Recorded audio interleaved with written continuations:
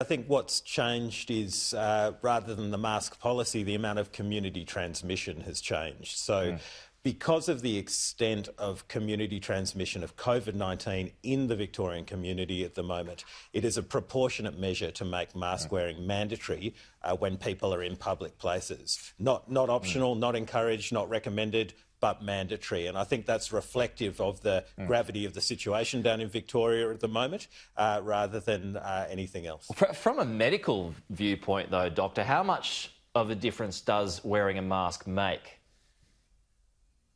Well, that's a really important question to answer. The best bang for your buck is if somebody actually has COVID-19 with symptoms and they wear a mask, and that will reduce the amount of onward transmission to somebody who's not infected. Then, of course, you've got the people who aren't affected, who don't have COVID-19, who are trying to protect themselves. And for them, mask wearing is part of a suite of measures. It stops the virus getting in through the mucous membranes of the mouth, but you also have to wash your hands, you also have to keep your distance, you also have to restrict your movement. So for people who aren't COVID infected, the mask is part of a suite of measures that if you don't do any of them and just favour mask wearing alone, then you won't be fully protecting yourself. It makes sense to wear them, though, doesn't it? I mean, I'm obviously not an expert in this field, but I've read that, if you sneeze or if you cough, then those particles can go upwards of, 1.5 metres and then hang in the air for a while. So making them mandatory does make sense. And I'm wondering why it shouldn't be made mandatory elsewhere if those figures are correct. Well, I think what we've got to remember is that making mask use mandatory across, say, the debate will be about the whole of Sydney, obviously, where there are small chains of transmission at the moment that are being rapidly contact traced by the public health officials. You've got to work out, and this is something the New South Wales Health are discussing at the HPPC and with us, when the moment is right to encourage and then mandate mask use.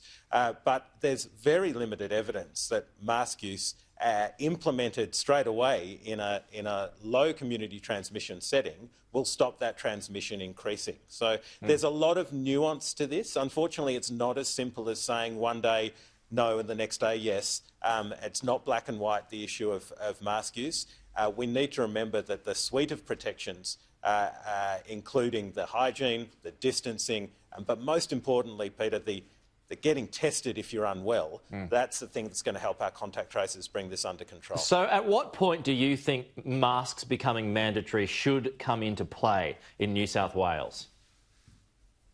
Well, we've always been asked about thresholds, and the challenge is that there's so many different elements to an individual outbreak that each one has to be assessed on its merits. But certainly at the moment, when we're concerned about community transmission down in the southwest of Sydney and now potentially down in Batemans Bay, mask use should be encouraged in those areas that New South Wales Health has deemed hotspots.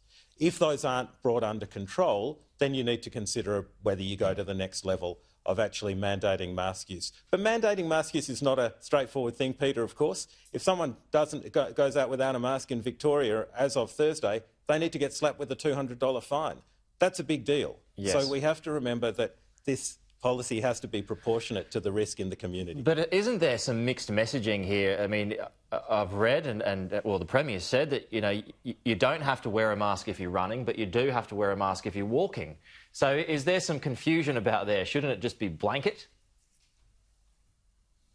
Well, look, the clarity for that particular point is that it's very difficult to contract COVID-19 in an outdoor setting, period. The mask use is going to be most effective when you're on a tram, I should say, going down Collins Street, or a train on the V line.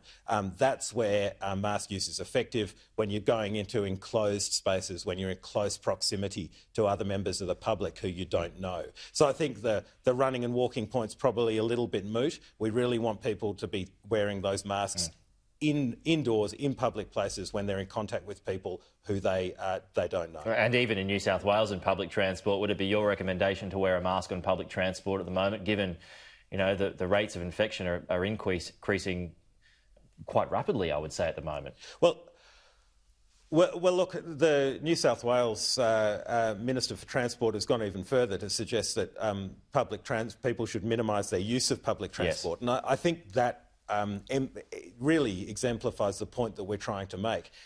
Try and avoid the situation where you have to wear a mask. That's the most important thing. But if you can't avoid it, then certainly in New South Wales at the moment, if you're travelling to and from those hotspot areas, we would definitely encourage you to wear a mask. Doctor, what do you make of the trends at the moment in New South Wales? I mean, it's been hanging in double figures for a few days now.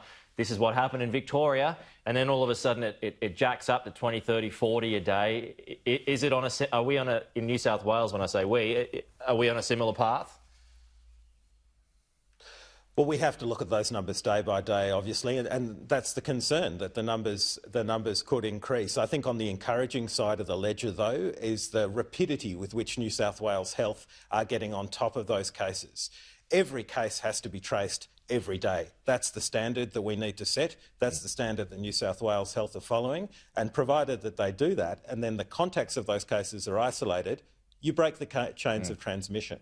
And so that is the hope. The New South Wales public health authorities are so vigorous in their response, will break those chains of transmission in the coming days. Yeah, and it does seem that they are doing a pretty good job of that so far. This might not be your area of expertise here, Doctor, but there is this argument to shift the borders at the moment to kind of stop the transmission from Victoria getting into New South Wales and then New South Wales getting into Queensland. I mean, does that make sense to you?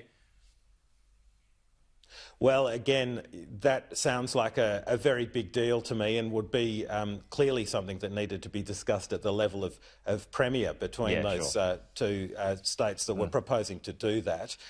Whether that was a proportionate response or whether it would actually stop transmission, I think that the broad question is border closures are part of the response to stop the transmission of COVID-19. Where those borders are is a different matter.